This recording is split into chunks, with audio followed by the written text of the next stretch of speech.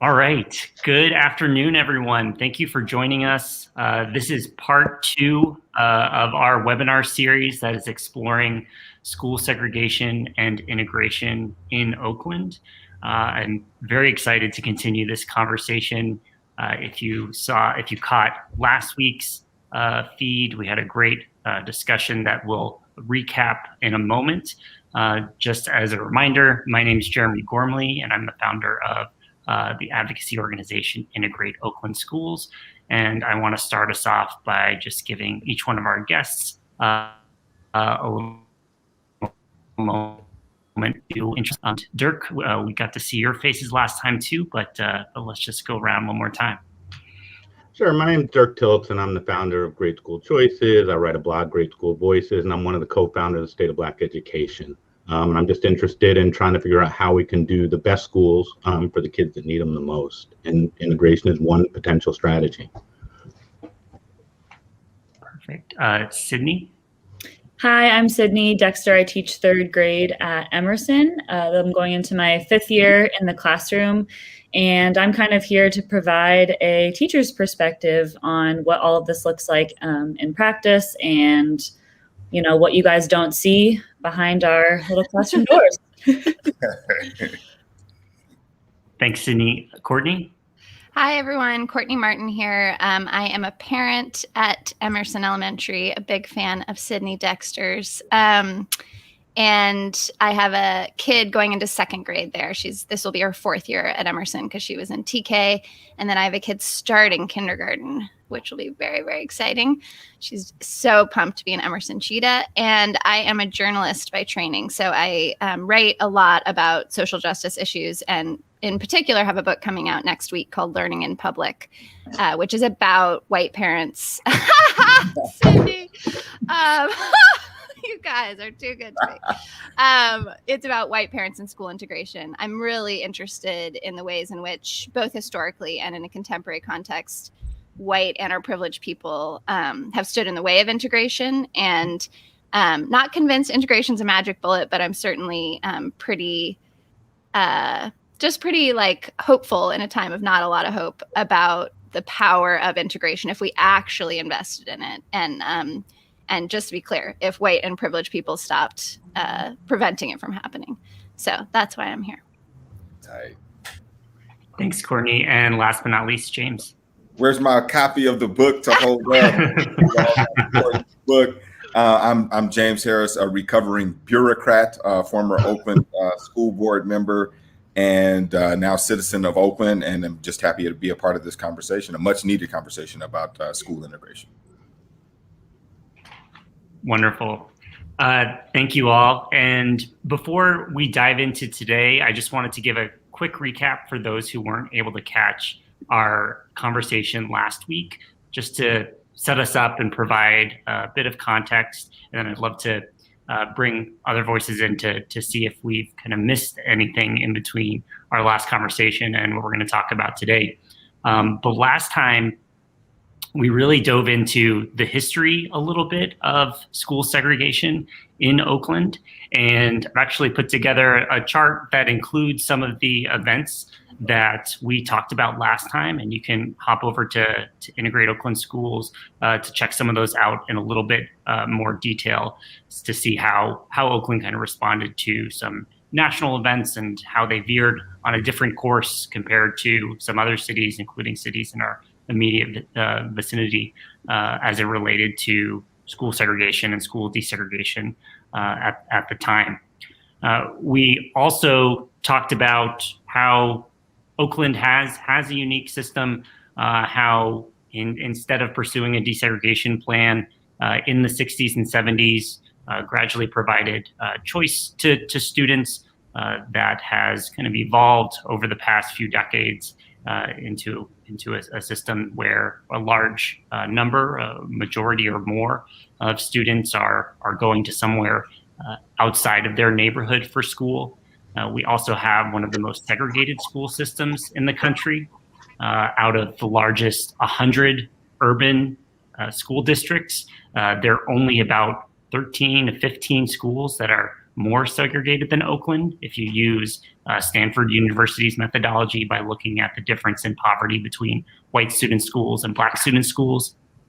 And we also attributed some of that to mixing neighborhood preference, which largely reinforces neighborhood segregation that was created through many government-centered policies at the beginning of the 20th century, with open enrollment practices, which even though we think might disrupt some level of neighborhood segregation, by and large still kind of force families, students to act in a segregated environment or choose self-segregating options. That's talked about last time. I want to just start us off with our panelists today. We are going to today kind of jump to focusing on school integration, which is a solution in many ways, at least how I see it, to the problem of school segregation and the way that resource disparities are created because of school segregation and the lack of opportunity to interact with our community as a whole. And so today we're focusing on this idea of school integration and the merits, but also the challenges that it presents.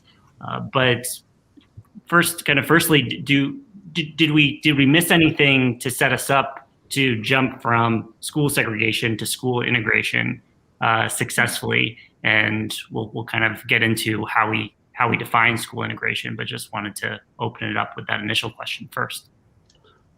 I'd throw a couple things that came out of the last one. One is we're significantly more segregated now than we were in the 60s in Oakland, which I think many people would be surprised by. And I think you also put up some pretty convincing data around the effects that attending an integrated school actually has on the future prospects of young people. So I do think there were some interesting pieces around really that there is some empirical value out there to integrate, to being, if you're a kid of color, to it going to an integrated school. So I just wanted to keep those things going and really think, are we moving in the wrong direction even right now still? And if so, is that something we want to do something about?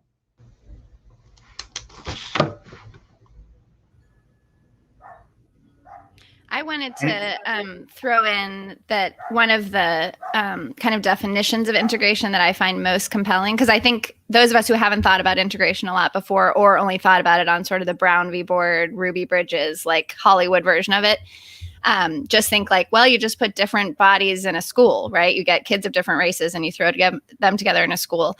But actually, it's, obviously far more complex and interesting than that. And I love Integrate NYC, which is a youth-led organization, has this idea of the 5 R's of real integration.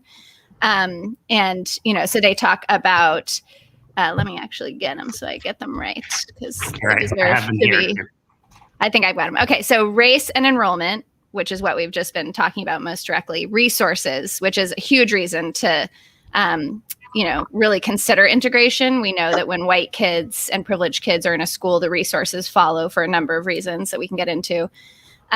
Relationships, and that's across group identities, right? So you don't just have an integrated school on paper, but then when you go into the cafeteria, all the kids are different, sitting at different tables, and the classes are totally segregated by, the AP classes have all the white kids, et cetera. Restorative justice, so processes by which people can actually be together, because we know it's actually hard for us to be together. We don't have a lot of muscles for it in this country because we're so deeply segregated socially. And then representation of school faculty, which I think is another, deeply important point of, it's not just about the kids, it's also about the teachers and how much kids of different, racial and class backgrounds have to gain from having someone in the front of the classroom that can relate to their experience very directly and organically. So I just love to hold up those 5, in part because I love youth-led organizing. And I think that this crew, among many other crews throughout the country of young people, is just so wise and so strategic. But also because through my reporting and my lived experience as a parent, these are the 5 things that really kept coming up over and over again. I'd love to hear from Sydney about this. As someone who's kind of living the experience of a relatively integrated school for Oakland in the classroom on the day-to-day. Just a day-to-day kind of my take on it. Yeah. How do we Yeah. make this work? How is it working? Like, what do we need to do? For sure. Well, there's lots we need to do, but there's lots that everybody needs to kind of be working on right now. I think, I have a very special place for Emerson in my heart. It's like such a great place where so many different, communities and backgrounds kind of come together. So being a teacher in front of that group of people as a white woman is, something that I don't take lightly. So from that perspective, I'm like constantly trying to make sure that I'm checking my own privilege to make sure that I'm, advocating and giving space to what needs to have space. But also really, really working hard right now to make it very student led. So student voices are really centered, because that's what in my opinion, integration is all about. If we have all these kids from different backgrounds, race, class, all of the isms, all those things, they have so much to teach each other and to teach me. So if I'm kind of coming at it from a listening perspective, I'm going to learn so much and be able to kind of open up and connect instead of like, I'm just here to give you knowledge. They have a ton to begin with. I just one quick story. I had a student over Zoom. We did this activity where we were all sharing about like what makes each other a wonder. It was based off of a read aloud. And these two students from Ethiopia were commenting on theirs, and they just kept saying, "You go, you Ethiopian queen." First of all, it was amazing to begin with, but to have those two kind of connect, and then people, as they were reading, were kind of like, wait, what's that? Where's that? And so it opened up an entire dialogue for them to kind of share, okay, this is where it is on a map. This is where I was born. And then we had families who were around. So it just like those types of moments are what make, a school that's trying to be integrated so special and so valuable, and why I think it's really deserving of, more resources to, make it happen at more schools than it is currently happening right now. Sydney, you spoke so beautifully to the those spontaneous enrichment moments that can happen because of the diversity. What for you is the biggest challenge of having a classroom with kids from that many different backgrounds? Sure. I think the differences of resources that kids come in with is huge. It is like such a vast difference between what they are bringing. And so I think having the resources to be able to support them is huge. So like if I have a kid who I know has come in without eating breakfast, or had to take like 4 bus lines to get to Emerson, they're going to have a very different experience walking into the classroom. So being able to have, food that is healthy and going to nourish them is going to be huge, readily available. Or if, a lot of chronic absenteeism is in these types of schools. And so what can we do to support with transportation, or kind of building in more resources than I think a traditional school is allocated, which I think was definitely like there's a big spotlight on it during COVID, because when schools shut down, they're like, oh, how are these kids going to eat? How are these kids going to get their mental health counseling? How are they, schools are so much more than just school. And so putting resources to back that, I think is huge. And going to be a super essential part in, just mixing kids is not going to do it. You got to put your money where your kind of ideals are. And one thing to piggyback off of that is when COVID went down, my experience of Emerson's ability to like coordinate and show up for kids versus some of the more homogeneous, highly resourced schools was actually that Emerson was ready to hit the ground running. Like Emerson is used to experiencing a range of crises, from kids who are unhoused to food insecurity to, whatever might be going on. And so right away, teachers were like, if you need food, let me know. We're delivering food, like teachers literally delivering food to the doorsteps of their students. And that it was hard, but it was it felt a bit of a like sort of second nature thing to the Emerson staff of just like, how do we show up for our kids, no matter which circumstance they're dealing with?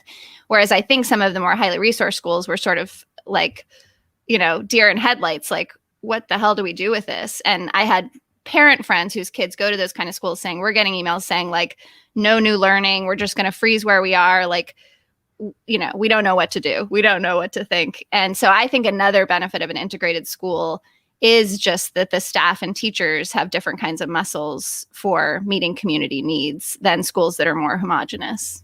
Our make it work muscles are very defined. We have been working those muscles for years. So yes, I would agree. James, want to bring you in here, and you can speak to either your role as a community member and father, or when you serving time on the board when these conversations were coming up. How were you thinking about school integration and the various components of it?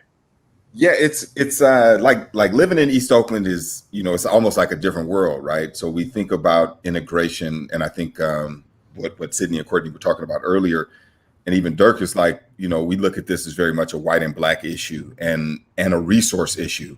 And so I think OUSD, while I was on the school board, made some great moves to do some enrollment pilots and get more students with less means at schools that are high performing and willingly. And there was no resistance from schools saying, you know what, we need to get more kids into these neighborhoods. So and that's one issue. And we should keep talking about that issue. The issue around integration in East Oakland that's most profound to me is the division that exists between Black and brown families and students. We have a number of schools, like literally in the same parcel and footprint. Yep.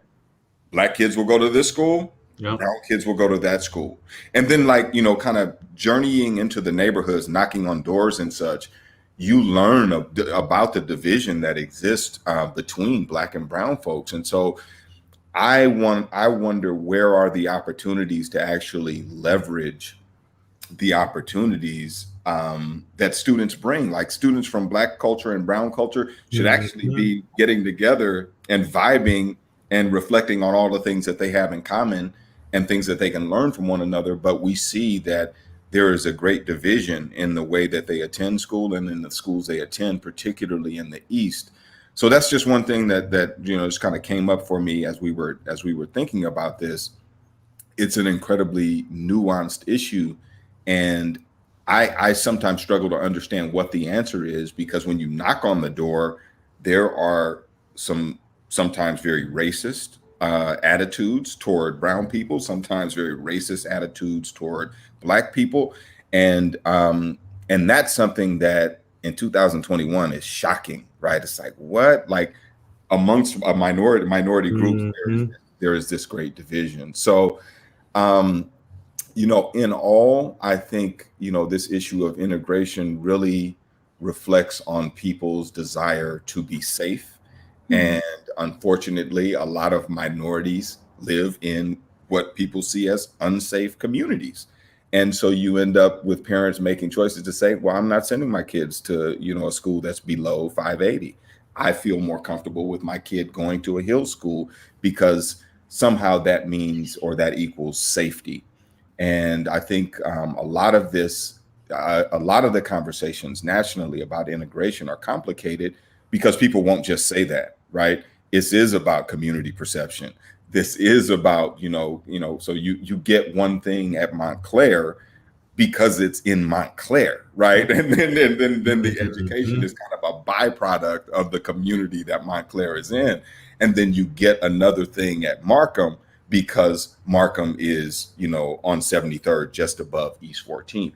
And this has been true for decades, right? And so, as a kid, when it came time for me to go to high school, I remember big conversation. Dad, I want to go to Skyline. Dude, what are you talking about? You want to send me to a private school in San Francisco? I want to go to Skyline. And he was like, dude, you are going to get lost at Skyline. It's not high quality. It's not what I think you're capable of. And, Black kids aren't seen at Skyline, right? And so that was the conversation. And I think that's the conversation a lot of Black families have. So, it's a resource issue. And then when you get in Black community, then it's bifurcated even further, right? And so the idea of perception, I think, plays a much larger role. And the historic roots go all the way back to redlining and kind of where people were positioned. But, that's to say, and I think, my main point is that we have greater expectations of Hill schools and Hills communities than we do of Flatlands communities. And I think that's, probably something that we all should be ashamed of. And that's probably why we don't talk about it as bluntly. But I think that is one of the major things that informs segregation or school integration, and how we overcome that is largely, how do we change the perception we have about the communities we live in, right? I mean, that's like a question for the ages. So I don't know if I gave you anything more than something that's just too complex to solve in a podcast, but I was thinking, just as you all were talking about, kind of how I see it and some of the things that stand out for me. That is why we here is the so yeah. No, that's great. Yeah, say it again, Jeremy. You broke up a little bit. Oh no, not at all. I think that was really valuable, and one thing I would pull out of it from what I've been reading and researching is this safety component, and then I think it means different things for different people, and I think there's a real danger when we hear this word come up in the context of especially white people being hesitant to join community with students of color, with Black and Brown students. But it's a concern that we don't want to overlook when we're thinking about curriculum inclusion, resource allocation, and real safety from a racist perspective for our families of color. And I think we saw this play out a lot in the issue of Kaiser's merger with Sankofa. I don't know if folks want to speak to that at all, but there is a real importance to highlight when safety is both a racist negative perception, but when also it's a legitimate concern that we need to take into account depending on our school environments. Yeah. There's a great quote from Courtney's book about someone talking, one of the Kaiser parents talking about Sankofa, and the kid being very resistant to going to Sankofa when he's heard all this stuff about Sankofa. And then the parent is like, that's that place you play basketball. And he's like, oh, I love that place. That place is great. Which is just, again, the way that, I think there's some coded language a lot of the time when we talk about safety or chaos at a school and what that really means. And a thing I'd just follow up on that James's piece is like, one of the things we keep learning or just reiterating is like, choice by itself will lead to more segregation, most likely in the current situation. Like that is just the reality. The current neighborhood preferences and choice, both, tend to atomize people to their own groups or away from certain groups. And I just think these policies created this climate and the conditions that kind of keep reinforcing it. And so I think it's just incumbent on us, hopefully this podcast, some of that is like, how do we actually change the rules and change the climate? Yeah. So that we're not reifying something that we actually all would say we object to. But I'll shut up now. I'd love to hear from other folks a little more about this. Well, I was just thinking a little bit about apropos of what you said, Dirk. There's this great book about massive resistance by this historian, Elizabeth Gillespie McCrae, and she talks about how white women in particular were the constant gardeners of segregation during the, in the lead up, after Brown v. Board. And that meant, you think of like all these like evil white men judges who were like, chipping away at Brown v. Board, but it was actually a lot of moms also who were like at the PTA meetings and at the auxiliary club and at the birthday parties talking about how dangerous integration was and how we should be fearful of our white daughters going to school with Black boys and all these things. And I've been really trying to think about how in this century, in this moment, can I be a constant gardener of the opposite. Like, it's not just I send my kid to Emerson, which I do, and it's like a total joy and a wonderful experience and like all the rest. I'm not saving anyone. It's just like a really good school and it's really fun to be there and get to hang out with people like Sydney. So it's one thing to send your white kid to an integrating school, right? That's a thing. But also just the tiny thing of don't be the person on the playground or at the birthday party who talks about good and bad schools when you know you're talking about black and brown schools is bad and whiter schools is good. Don't talk about schools you've never been to. If you've never stepped on the grounds of Emerson or any, Sankofa, as your example points out, don't act like you know what's going on in that community and what the beautiful resources are. Not to say these schools don't have struggles. Like Sydney and I will be the first ones to tell you that at Emerson, we're working really hard to understand how to measure excellence and how to think about what our kids need when they leave the school. Every school is an imperfect community, but if white and our privileged people really made an effort, again, maybe some of us will send our kids to integrating schools, probably not many of us. I'm as cynical as everybody else about what white parents are going to do.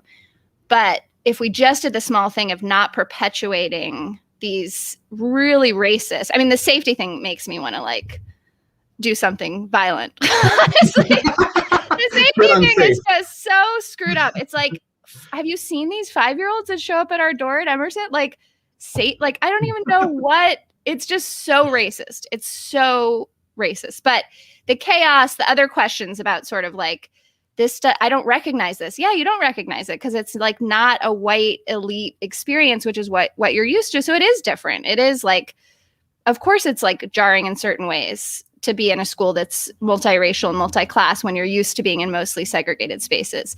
So that I get. The safety thing drives me crazy. But basically just if we could just acknowledge that these schools exist in a holistic way and have some intellectual humility when we're talking to other people about them and be clear that we haven't been there, or go there and then talk about it from your experience. But don't just perpetuate this whisper network of whiteness that means Oakland schools will just continue to be not only segregated, but kind of pitied and misunderstood. And, that was part of the Sankofa Kaiser conversation that was most painful for me to listen to, was the ways in which Sankofa was talked about by parents who had never been there, hadn't had conversations with those parents from Sankofa or the teachers from Sankofa about their experiences. We have to prioritize teachers and students and what their real experiences are of these communities. Yeah, right on. I wanted to add, it also is not just parents who are having these conversations, right? I think district, people who work at OUSD, people who are on the school board, teachers, principals, coaches, they're also seeing schools and making opinions and assumptions and all of that. So I think just keeping this as a point of needs to be happening everywhere, not just playgrounds, but also how about a PTA meeting?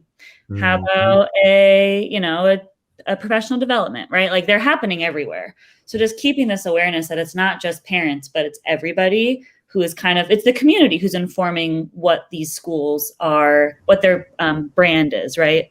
And what if a school has been working really hard to do something and they're still judged how they were 4 years ago, right? You have to make sure that you are getting the whole story and hearing from people who are actually at the school before you make, any kind of informed comment. Yep. And you mentioned Sankofa, so yeah, I'm gonna just go there. I'm gonna just go all the way there.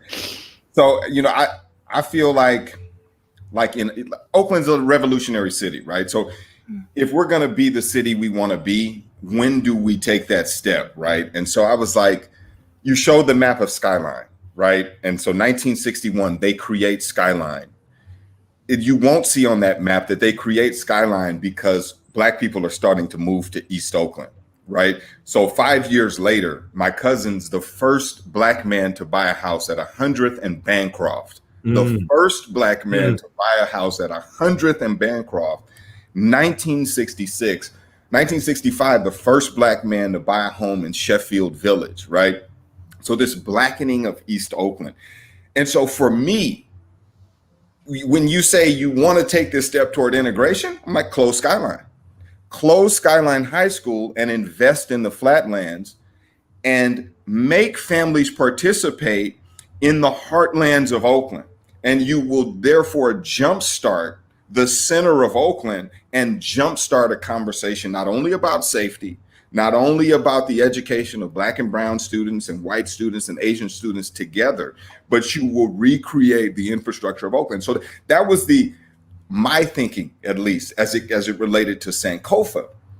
And what was so disheartening was that everybody wanted to talk about this, right? Yes, I stand with you, brother. Yes, I am here with you. But when it came time to say, we're willing to make this choice and make this sacrifice, no one really wanted to do it. But even further, no one wanted to say it because they didn't want to be typecast. They didn't want to be called names. They didn't want to be called racist. And so that conversation never really happened. So I'm all for, we can look at the map, but don't just look at the map as a historic reference. Let's look at the map and try to deconstruct what was done, right? So why do 30% of the kids that attend Skyline High School come from my neighborhood, right? Why do the other 30 come from the West Oakland neighborhood, right? Because they are going to get what they feel is better on that hill than is even better at Oakland High. It's better than what they can get at Met West, which is just simply not true. And you have Black students that are going to these schools and they're failing. They're failing to get to Skyline, right? As they are enrolled at Skyline. And then what we found is, man, when these kids go back to Castlemont, they're actually doing better at Castlemont than they were doing at Skyline. So as a community, that's the question, I think that Sankofa posed.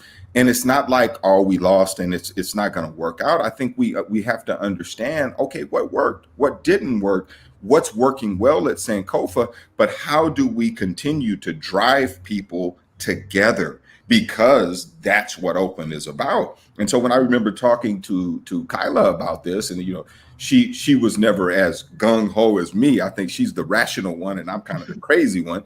But she was saying, that's right. If we have limited resources, where should we concentrate those resources? Should they be concentrated where people can't get to them, or should they be concentrated where the masses can get to them? And that was the design of the original Oakland Unified School District. It wasn't a design that said, you got to go to the hills, you got to go here. It was in the heartlands of Oakland that the city was built. And so I think when we make those kinds of commitments, you start to build a path where crime gets better, where all these things get better. And let's not say, Black, brown, white, Asian families all know what's safe and what's not safe. I mean, the real issue that exists at Castlemont, my first year on the school board, 3 bullet holes in the front door. I'm like, what? Bullet holes in the front door. So there are real issues. And, in that, inviting the city and the county to this conversation, integration is not something that Oakland Unified School District and the charter schools can deal with alone. It has to be a communal effort, right? Because safety is a real concern all over Oakland. And it's not just East Oakland. And so you can see when it goes unaddressed that bad things can happen. I saw Senator Boxer was mugged the other day at Jack London Square. So we have safety issues, and it's not separate from the integration issues. There are some real challenges we have to deal with. But if we're not going to really look at the cues that our history has shown us and actively say we're going to hold hands through this and actually work to build an integrated school system, then we're never going to get there. James, can I ask you about something that strikes me from what you just said? Am I echoing for you guys? It was brief. It was a brief. Because one of the things that I'm so struck by is just the profound lack of trust in Oakland between the district and teachers, between, parents and each other, between and to be clear, I think Black and brown families have a tremendous amount of reason to distrust all of us. So I guess I mean less from that perspective and more about that I think integration requires a profound amount of trust because we aren't used to being together, right? We live such segregated lives normally. So to come together requires a real leap of faith to be we're going to trust each other and learn together and build together and work together. And because Oakland feels like a place where trust has been so broken, it's just hard to see it happening. Like, how did you think about, as a board member, about the element of trust and how it's been broken between institutions and between the district? And I'm just curious. Yeah, I think and I'm a communications guy, right? And so the human brain works in such a profound way. Like, if you keep doing the same things, right, I'm going to assign the same behaviors and assumptions to you, right? So Oakland Unified continues to fail. What is it, Dirk? 70% of the students enrolled, Black students enrolled, don't read on grade level in Oakland across the district. So until you can only break that trust, I would say, or break that assumption or the assumptions people have about you, when you do things radically different. And we have proven unwilling to do things radically different, right? And so I think the lack of trust is warranted. But there is also an opportunity to say, yes, the lack of trust is warranted, but here is what we're doing, and here's the level of follow through we're going to show in actually saying, you know what, we're not going to live the way that we lived before. There's never been that type of commitment to families, to students, and until you see that, I don't think you'll see a level of trust.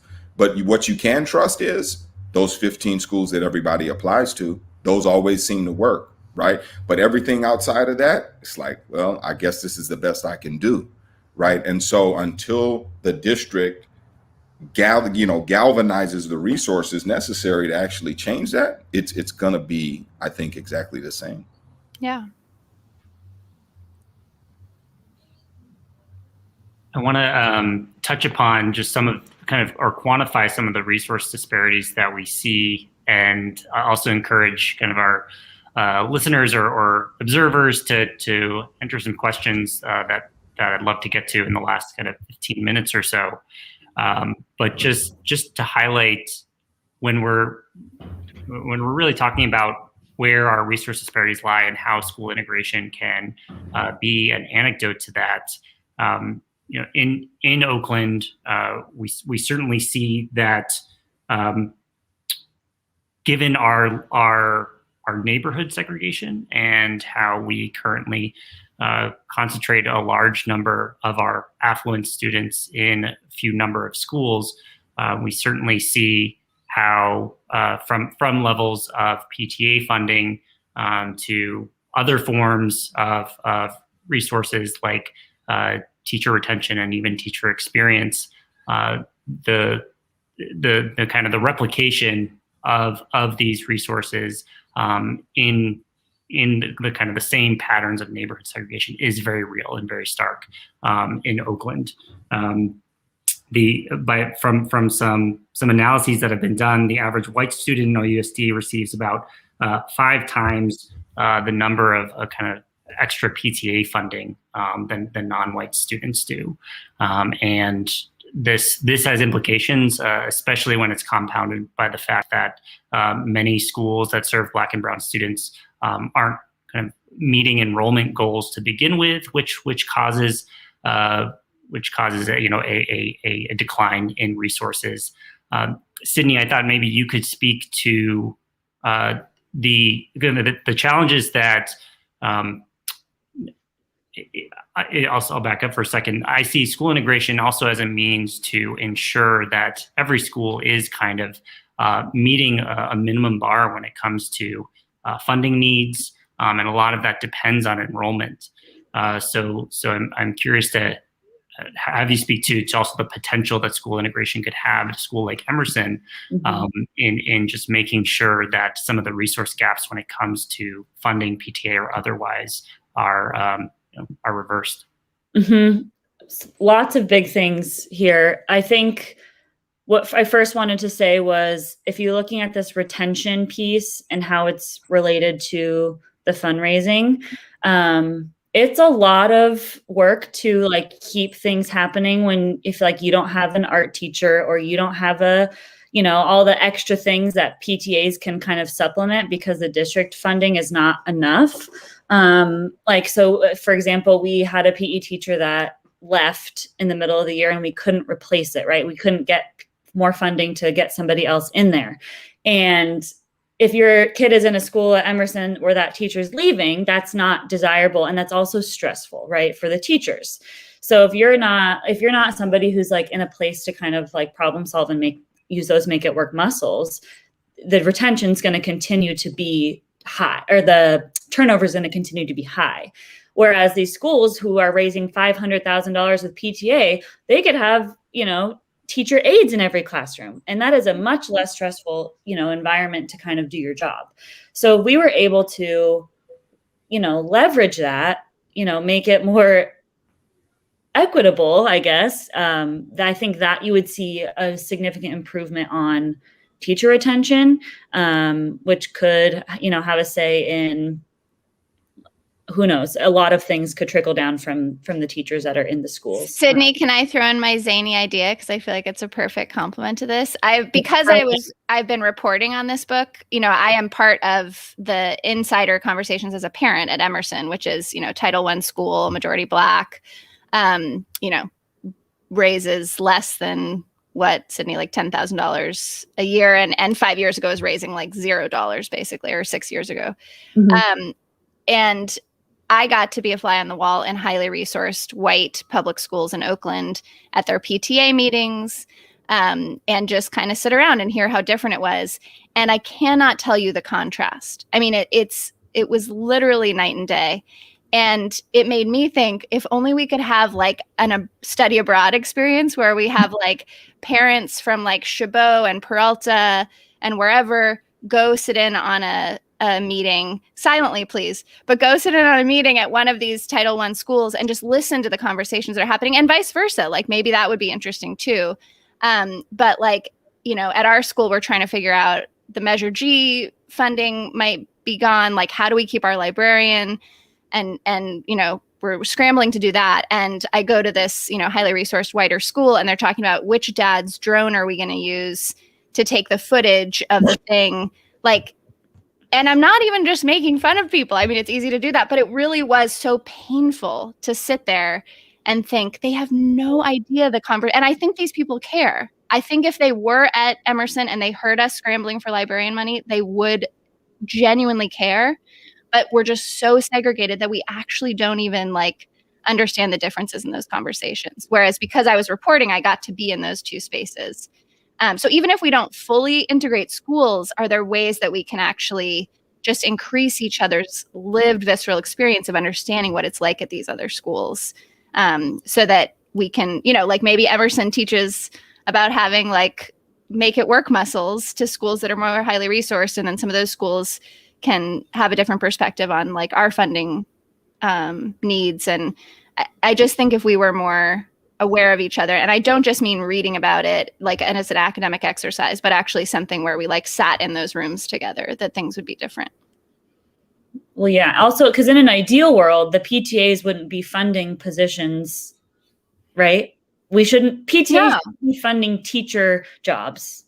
PTAs shouldn't exist. I mean, in a perfect world, there would be no personal fundraising for public education. Like that's, Yeah.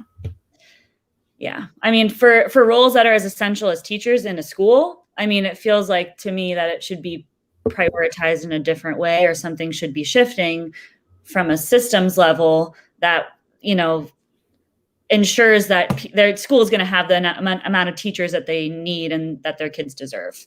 Agreed,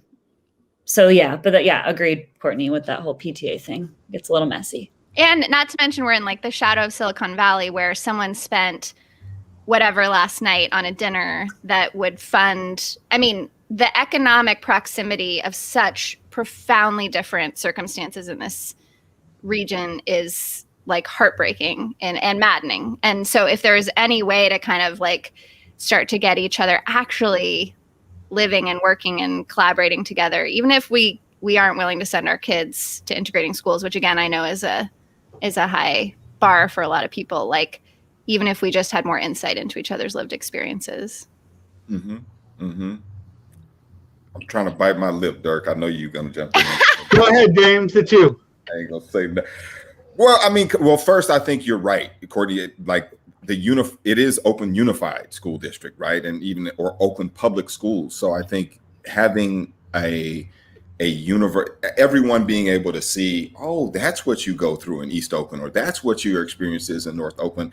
I think we should find a way to make that the norm for us in Oakland, so that people are aware. But I was biting my lip because I didn't want to say, we should close schools so that kids have more resources. But we should close schools so that kids have more resources. And I wrote a blog some time ago called "Do the Math," and you look at a district like San Jose, who has the same amount of kids, but they operate 41 schools, and we operate 80. And it's an absolute travesty. You should never shame a parent who has the time and resource to give to their kid. I mean, that's what every one of us will do and will do for nieces and cousins in the future, like, because we love kids and we love family, right? I mean, so that's never something white families or anybody with resources should be ashamed of, but it should not be a necessity, right? And every year for the last 25 years, it's been a necessity to have to do that. And so when will the time come that you say, you know what, maybe integration isn't the goal, but if they're going to operate Brookfield, they can't be fighting about whether or not they have a librarian or a STIP sub or these very basic things.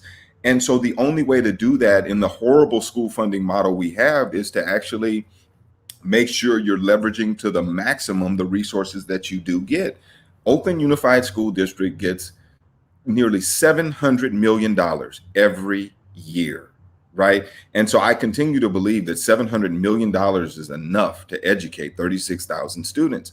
I believe we are spending it poorly, and we're not having that essential conversation, Courtney, that you're talking about. We're not operating as a district, of a group of a city who's trying to get better. We're operating where everybody's saying, well, I got to get what's there because there's not a lot on the table. So we're operating from a standpoint of scarcity, and that's not allowing us to see the true power that we have. I mean, almost $1 billion a year. It is about $1 billion a year when you count like the bond money and all of these things. So Oakland has incredible power, but its inability to actually come together and have those critical conversations is handicapping it thoroughly. And so, I would be remiss if I didn't say what Jamoke, my colleague on the school board, always said.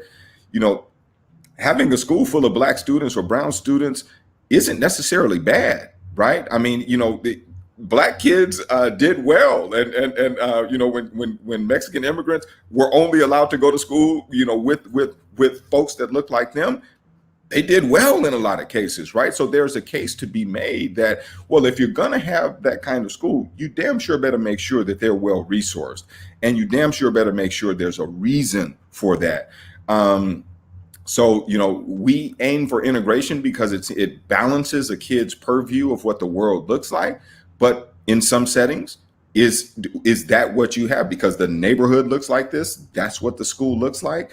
And if that's a community decision that we've come to, and that's what we want for Oakland, then that should stand. So, I mean, there's another side of the equation, but I just wanted to throw that out about, there are resources. I don't think we're spending them the right way. That's my main point there. So I'll stop biting my tongue. You're exactly right, James. I think on the resource piece, and again, we could reallocate the way we spend resources. We could give more money to the lowest performing subgroups. And just build that into the funding formula. We know who that typically is. That would over-resource the schools that have the most impacted kids. Even the schools we close, some of those schools were open to create segregated environments. Selective school closings to stop that. Again, I think there's ways that we can be smarter. I work in New York where there's just a lot more money and things are a lot easier to do. So I'm not going to say that just structurally the funding here is not atrocious. It is. But I do think, James, we're not stuck and to where we can't do anything about these things. We need to be brave. If we gave more money to the lowest performing subgroups, that would mean the highest performing subgroups, by default would get a little bit less money. But that seems better. And I know we have some questions, Jeremy, too. So I think it would be great to dig in on some of those. I'll throw the first one out there if you don't mind. And I think this is really, I'd say to the folks here doing this work, Sydney, Courtney, James, how do you look at the role of parents versus the role of the district in un-effing our system? And to just add on to that really quickly, specifically, I think, as it relates to hopes for school integration, do we hope that eventually, it's going to come to families to do this voluntarily? I think not, and I do think that the district has a role. So I'd be curious to hear folks' thoughts on that.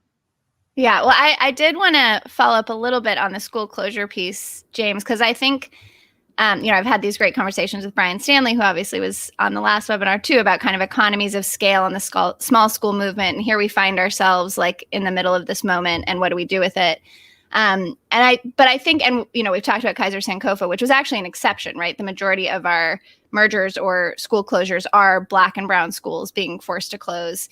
And there is so much trauma in that, right? Like, we really know that these schools are communities. They're not just, factories. Like, these are places that people have invested in over generations, and it's profoundly painful to think about closing. So I just wonder, are we saying integration in Oakland, because of our history, requires closures, which I think is an interesting question to try to figure out. And then B, if we think it requires closures, like, how can we take a harm reduction approach to closures? Like, what does it actually look like to ask a community to end, to, the grief that comes with that, the trauma that comes with being displaced? Like, I just think there's a profound nature in which school closures affect people, and we've done such a bad job in this city of honoring that. And again, particularly when it's not the white parents, but it's like the Black and brown families who are losing the place that they've called home for generations.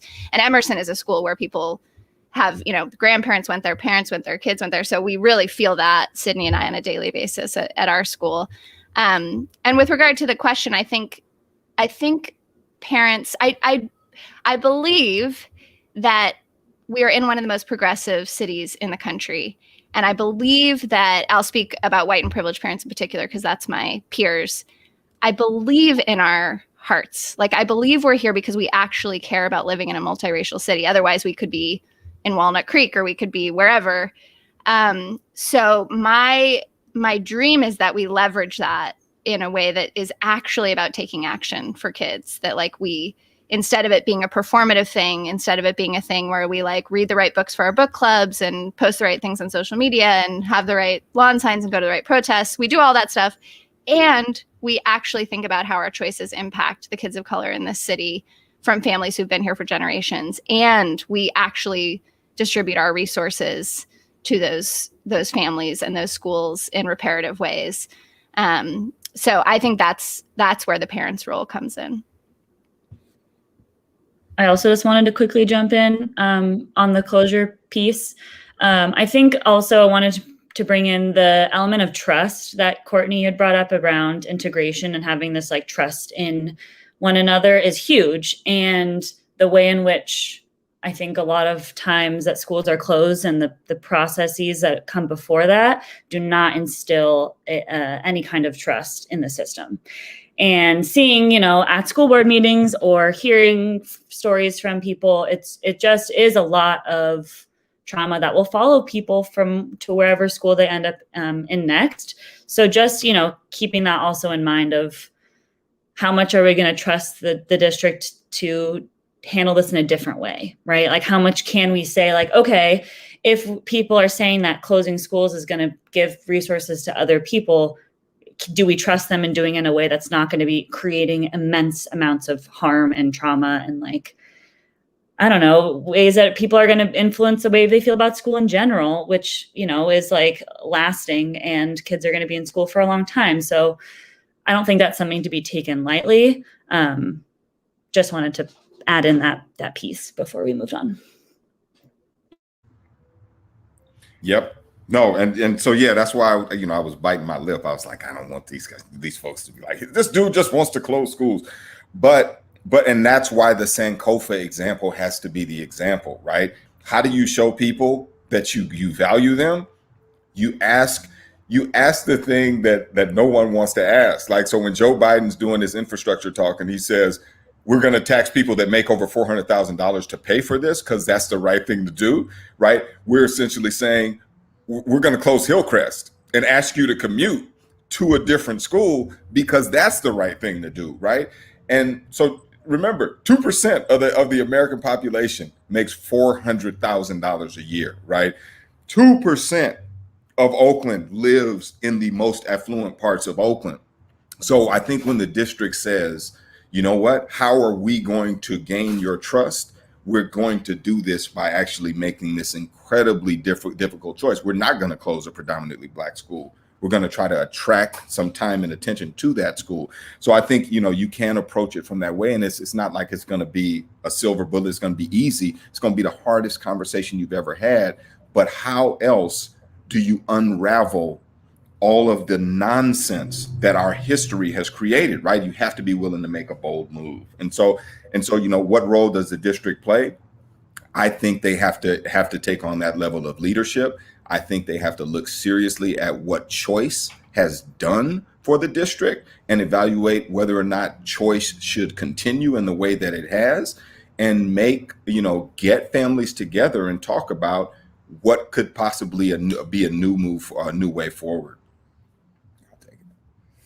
Thanks. Another zany idea, because I'm full of them today, is like, I am shocked at how dysfunctional the school board meetings are. And part of me also is like, how is trust ever going to be built when the meetings structurally are run this way? Like, you have people going up to a mic and talking at people for 2 minutes. Like, the whole thing is just bananas. Like, if you were an alien coming from another planet, you drop down a school board meeting, you'd be like, these people do not have their shit together about the most important thing imaginable, right? So I don't even know. I meant to research this at some point, but I don't know what is legally allowable. But the other thing I would throw out there is I would love to see school board meetings restructured. There are 1,000 ways that we could speak to each other differently and build more trust by actually having conversations about hard issues instead of just like yelling at each other for a certain amount of hours and then, doing it again a month later. I couldn't agree more. Jeremy, you must have an answer to that. Right. It's absolutely chaos. But there are, look at Long Beach. I mean, there are school districts that have done it. I think the big part of Oakland is lack of stability in the superintendent's seat. And so even though it's chaotic, rewind about 10 years or it's a little better than it was. So it's going to take some time. And I think Kyla's leadership, now going on her 5th year, actually is an opportunity where you can see, wait, here's a leader we trust. Let's get behind her. Because the truth of the matter is, it has nothing to do with these bureaucrats that are sitting on a dais, right? They are not the ones doing the work. They're the ones shouting opinions and passing policy, but it's the Sydneys. It's the court, it's the parents that are actually doing the work. And so I think the more that Kyla is able to sit in that seat and reinforce the principles we tell children, it's all about stability, it's all about consistency, that the school board has an opportunity to kind of back up and start to make rational policies. So until that happens, you're going to kind of have this crazy making. But Courtney, I agree. That's part of the reason I'm sitting here and not there. But yeah, you served your time in the nut house. Dirk and Jeremy, I saw a question come through that I was wondering if either of you have thoughts on, which is, have Black and brown parents in Oakland been surveyed about how into integration they are? My sense is that there isn't a huge appetite around integration among Black and brown parents, and that's not like high on their priority list of what they're caring about. But I know, Jeremy, you've been doing some work on this, and Dirk, you're in touch with Black and brown families all the time, and just curious what you guys think about that. I haven't seen polling per se. We did do focus grouping and we didn't really hear integration is something that folks talked about. They talked about quality and safety a lot, where I think, again, quality in Oakland, unfortunately, a lot of the time is perceived as going up the hill. But yeah, I was just, when I saw that, I was like, that's actually a great question. I would love to kind of hear more from our families about really where they are on these things. I don't know, Jeremy, if you've seen research on this, even outside of Oakland, if there's other places that, like, I'd be interested in. Yeah, it's a really interesting question, and I'll echo, I don't think we have enough data. I know the enrollment office did do a survey, I want to say now at least a year or more ago, and it was included as something that folks were interested in, but it was not the highest priority by any means. I think the enrollment working group will be doing more outreach on this as they explore. And as a member of the group, I can assure you that will happen as we explore different scenarios and proposals that are going to be brought to the board. I think it is an interesting question, though, on what level of community support do we need for school integration before we pursue it, and considering that we want to make sure that we are responsive to Black and Brown communities and other communities of color. And to James's point, school it tends destabilizing. And when we have so much instability already in the district, I think that's one aspect of this that makes it so challenging, is that we have to be able to embrace the fact that this is potentially going to be disruptive, but hopefully the value of doing so outweighs that disruption. Sydney, I'm not sure. And just so folks know, we're going to extend this by just a few minutes, so maybe we can get to one or two other questions. Sydney, I think one thing I grapple with a lot is that there are potential downsides when you might be mixing kids in new ways, or disrupting the identities that schools have historically adopted, and integration would potentially be a threat to that. I'm curious if that's something that you think about as someone who sees the resource discrepancies that integration could improve upon. That was a big question. Can you ask that? I mean, another way of asking that is, how annoying are white parents? Like, how afraid are you of having a ton of white privileged parents? No, I'm just kidding. But it is true that, like, part of the conversation at Emerson around integration is like, yeah, we want a certain amount of people who are like excited about showing up, white and privileged people who are excited about showing up and like throwing in for the community. We definitely don't want people showing up who are going to try to take over and like remake Emerson in their own image, which is, profoundly offensive. We'd rather you didn't show up at all. And for teachers like Sydney and others in the classrooms at Emerson or any other Title I school, like when you have that one white or privileged parent who's demanding a tremendous amount of your time, and you have all these kids, as she pointed out, who might have some like foundational issues that you're trying to address. Integration can get pretty messy pretty fast, right, Ms. Dexter? And I will throw the data out here from the school survey. So school diversity was actually one of the top preferences in terms of values. It's interesting. It was 40% from folks in lower income zip codes, which was the second highest out of 8. Moderate, it was 55%, which is the highest. Higher income zip codes was 56%, which is the second highest. So it's really, the quest for school diversity, at least on paper, is even higher with higher income folks than lower income folks, which I think is kind of interesting. Yeah, that is really, something to definitely take into consideration while we're having these conversations. But I guess to Courtney's shortened question, I would say, yeah, I guess I love having a wide variety of people that I get to interact with at work. I really value having, our staff is not majority white, which is a definite asset and something that I think serves our students really well. And I do think that we all kind of bring something different, so that over a course of 6 years, if you're at Emerson, you're going to get something a little bit different each year, which I think is, something that people are going to be kind of looking for, where they're not going to get the same kind of thing every year from the same teacher, the same type of teacher.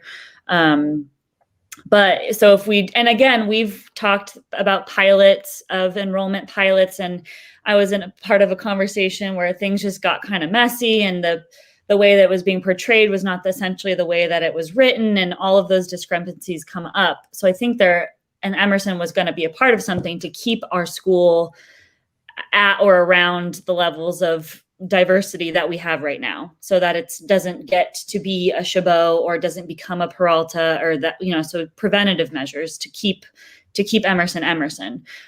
So to do that, I think that would be a really noble thing to work towards. But again, that's just my perception. And again, what Dirk had just mentioned about maybe diversity is not as highly sought after in some communities. But just a perspective from me. I was revisiting this book last night. This woman, Noliwe Rooks, who wrote a book called Cutting Schools and is the head of the Africana Studies Department at Brown, and just someone I've been really influenced by. And she had this quote in her book that I wanted to share because I feel like this is like so important to what we're talking about, which was Du Bois in 1935 said, "Theoretically, the Negro needs neither segregated nor mixed schools. What he needs is education." And I was thinking about that a lot. Like, that's still the conversation. It's like integration. On one level, I'm very committed to it because I love this idea that like we live in America and it's unlike any country on earth where we like truly sometimes welcome people and like blah, blah, blah. But on the other hand, the most important issue right now is that every kid in Oakland deserves to thrive, deserves to be curious, deserves to learn. And so I don't really care if that's integration. Integration to me seems like a beautiful way to get there, a beautiful, messy, complex way to get there. But I feel like all of us on this webinar, like that's our deepest commitment, actually. Like, it's not to integration. It's to like, how do we make sure every kid in this city gets what they deserve? Because it's unconscionable that they don't in 2021.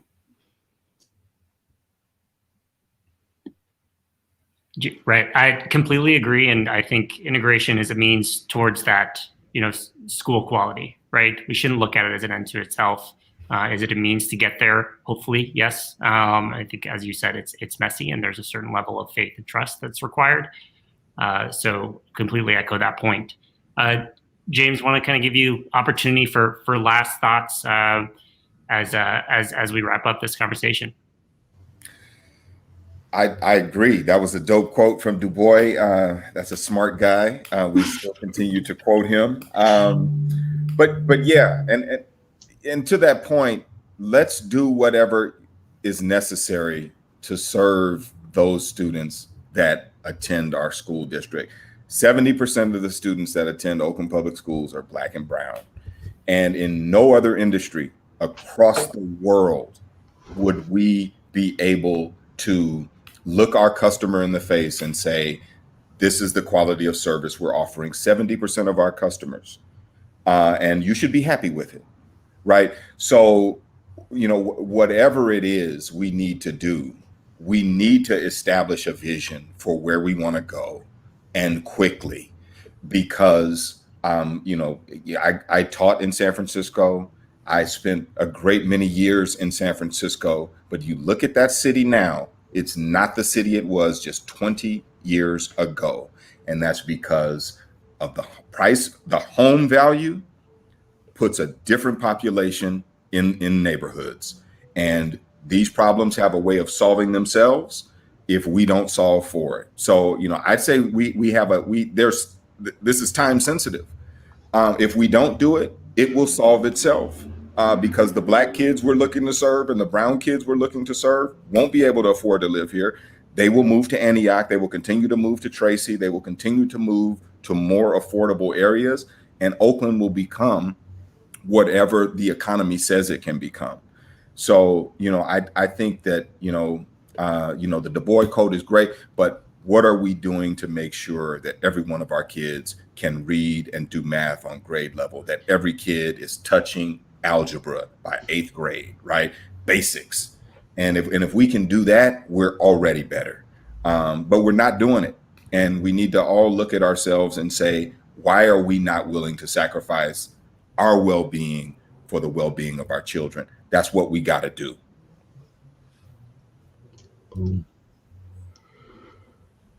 Thank you for that. And I remember reading once, I think, every 5 years or so that we don't address this, we lose a generation. And so it's, yeah, there's definitely an urgency behind this. And I hope this, conversation can, some way help us towards larger change. I want to thank everyone so much for their time, for going a little bit over. And thanks to all those who stayed a little bit over as well. We're exploring a possible third part that we will send out details to once we finalize. But thank you so much again, and we'll try to also get to some comments in follow-ups, at least those that we weren't able to address today. Thanks, everyone. Thanks, everyone, so much. Cool. Thank you. James Harris for school board.